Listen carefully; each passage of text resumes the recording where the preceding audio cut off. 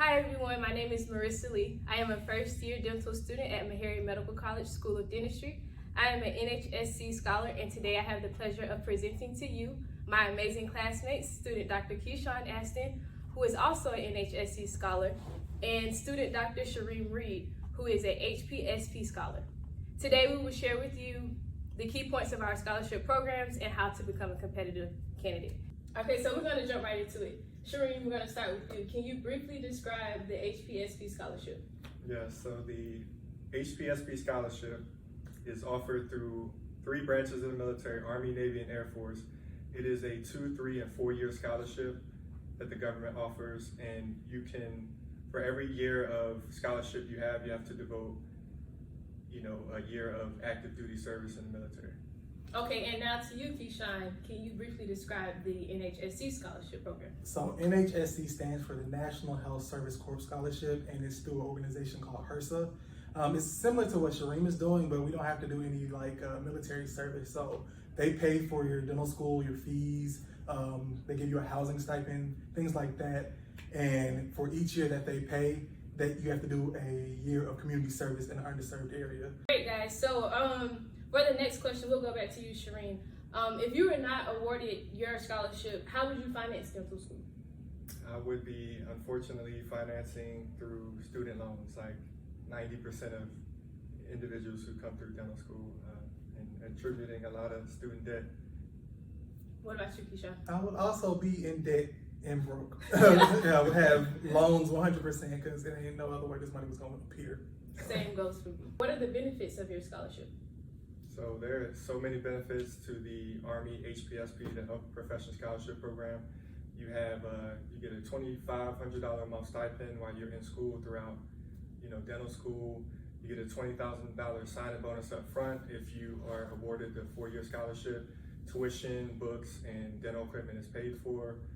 The residency and specialty acceptance rates are a lot higher in the military than civilian, so that's also an added benefit. And then when you graduate, you do a few years, and if you decide you don't really care for it, you can go, back into the civilian sector. Okay, great. Sounds good. And Keyshawn, what are the benefits of our scholarship? So our stipend is not as much as Shireen's, but we do get a stipend that helps you pay for your rent, your food, transportation, things like that. And it's about $1,200 a month, maybe a little bit more. Again, you graduate debt-free as long as you maintain your GPA and fulfill the service commitment. That's a big advantage. So just imagine not having $500,000 worth of debt under your belt when you start practicing all the things that you can do. You can invest, all that good stuff, and basically get a jump start in your life. In addition to that, actually, can I talk about drawback? Yeah. One thing that you can't do within the 4 years. So if you want to specialize, you can only specialize in geriatrics, public health, dentistry, pediatrics. You can do a GPR or AEGD, but other than that, you have to wait until your service commitment is up before you can specialize. Correct. Okay, and now since he went ahead and answered the next question, what are the disadvantages, or what you least enjoy about your scholarship obligation? I would say the disadvantage to the Army HPSP is that, you do have 2 different trainings throughout school, but it's not that big of a deal. They usually allow you to do it during your time off. But I would say once you graduate, you have limited say in where you go. They do try to cater to you, but there's a chance you won't get stationed where you want. And also, if you have family or children, that might be an issue. In addition to that, I would say you have less autonomy. As a dentist, you graduate, you might own your own practice, but here in the military, there's a ranking system. There's always somebody above you. That's another.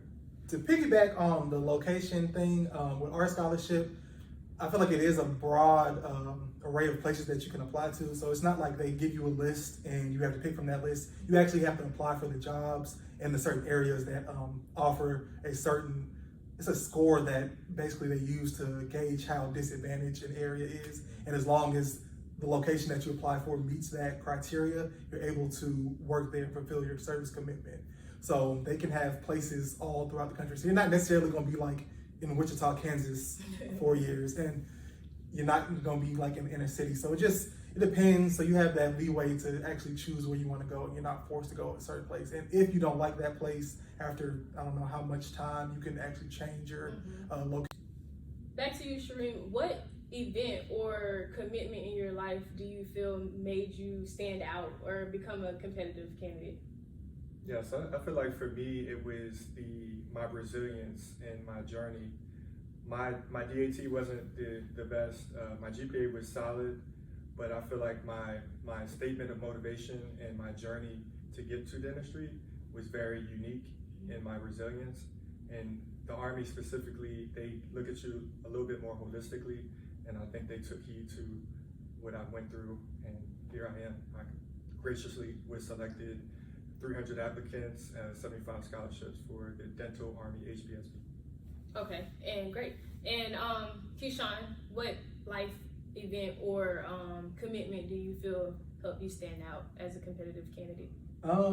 My family's from the country in Georgia, and I was able to really expound upon the things that I was saying I wanted to do and why I pursued the scholarship. So the family members that dealt with oral care issues and systemic health issues, I've been able to see how they've been able to interact with the healthcare providers or lack thereof because of lack of access and things like that. So just having that personal connection, and it's not just multiple generations ago, like even my mother has her own personal like battle with oral care that hasn't been so successful. So I was able to really bring that out in my essays and in my interviews. So nice.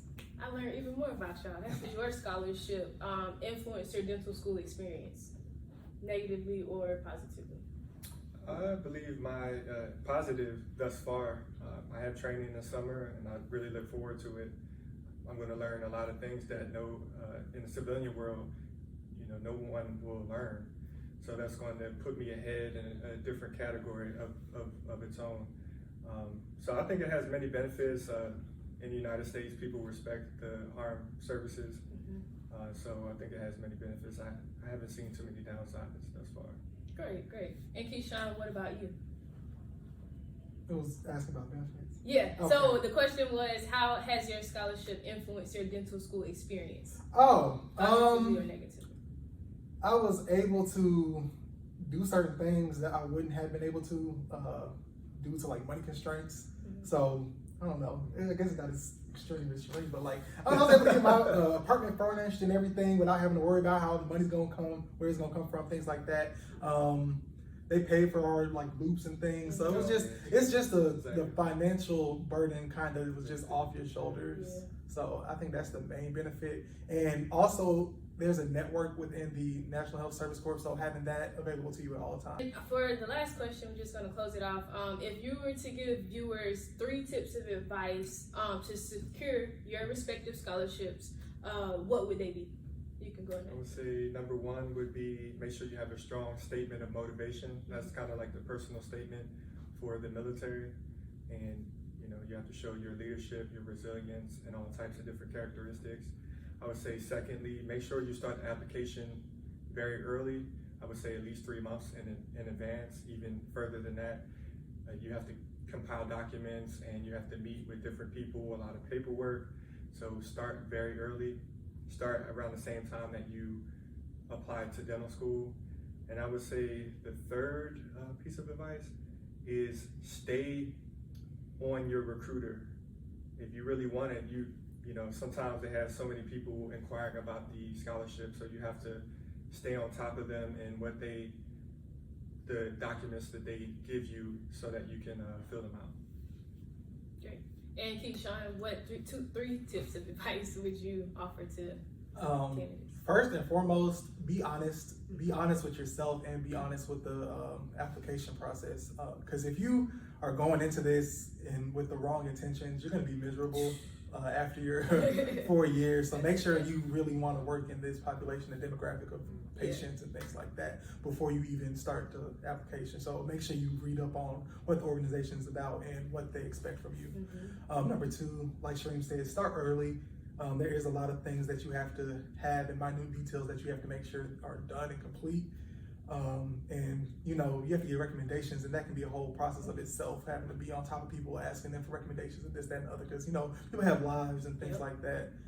And the third thing I would say is just make sure that you got everything, because if you don't have one document, you're gonna be toe up. So, to be honest, out, disqualified. No, but those are great tips and advice, guys. Thank you for your time today. I really appreciate you.